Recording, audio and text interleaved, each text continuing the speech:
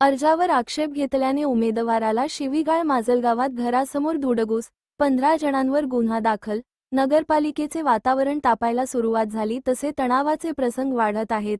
माजलगावात मंगळवारी अर्ज छाननी प्रक्रियेदरम्यान सहाल चौस यांच्या उमेदवारी अर्जावर आक्षेप घेतल्याने एका उमेदवाराला सायंकाळी घरी जाऊन शिवीगाळ करून घरासमोर धुडगूस घालत घोषणाबाजी केली गेली।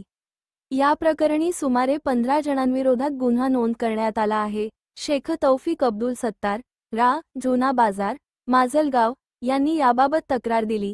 त्यांच्या तक्रारीनुसार मंगळवारी माजलगाव येथील तहसील कार्यालयात नगरपालिका निवडणुकीच्या अनुषंगाने दाखल उमेदवारी अर्जाची छाननी प्रक्रिया सुरू होती। यावेळी त्यांनी राष्ट्रवादी शरद पवार गटाचे उमेदवार सहाल चौस यांच्या अर्जावर आक्षेप घेतला होता। यावर तौफिक यांनी युक्तिवाद केला होता। यानंतर सायंकाळी 6 वाजता ते घरी असताना तहा असद चौस जईद असद चौस व त्यांच्या अनोळखी 10 ते 15 सहकाऱ्यांनी तौफिक यांच्या घरासमोर येऊन सहाल चौस यांच्या उमेदवारी अर्जावर आक्षेप का घेतला या कारणावरून शिवीगाळ करून धमकी दिली। या प्रकरणी माजलगाव शहर ठाण्यात गुन्हा नोंद करण्यात आला आहे।